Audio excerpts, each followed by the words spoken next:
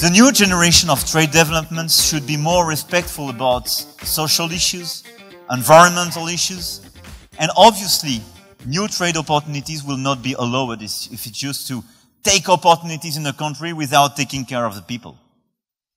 But that's why I do believe that entrepreneurs like you in your sector obviously have African perspectives, but European perspectives as well. When you are a Nigerian entrepreneur, you have a big advantage. Your market is huge.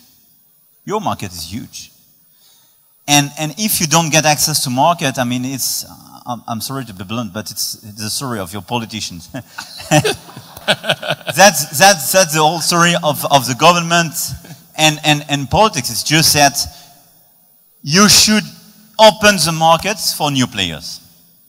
But that's a big issue everywhere.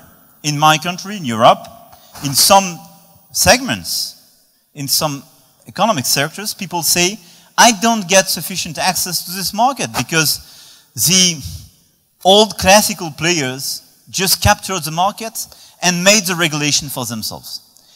So, your first market is a domestic market. Your domestic market is huge.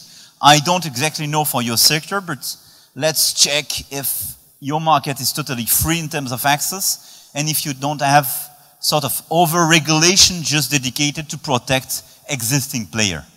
It's never good on the long run to over-protect existing player. Why? Because I do believe in the fact that you can accumulate success, money and capital when the cause of this accumulation is innovation. Because it's your own merit.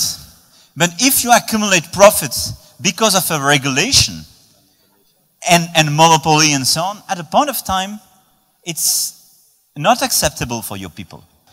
I think what you need to have a better access to your regional markets is regional integration.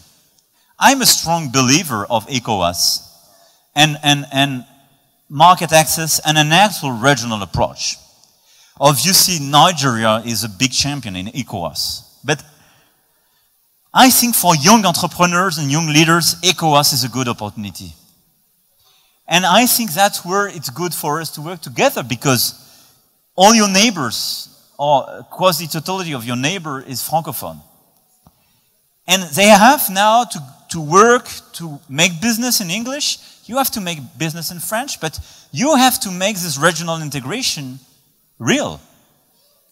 And I do believe in an ECOWAS where obviously free markets, free trade, free circulation, much more integration.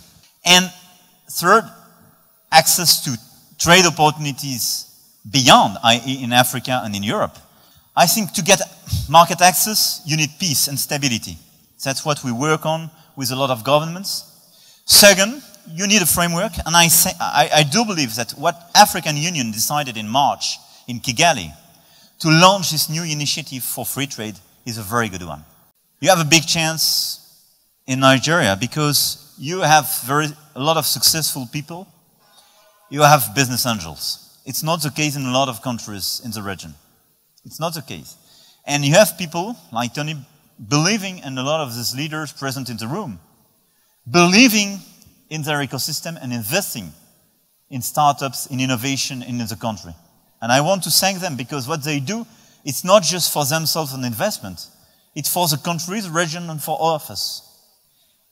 You need to scale, which means that we have to develop a financial ecosystem in the region as well, i.e.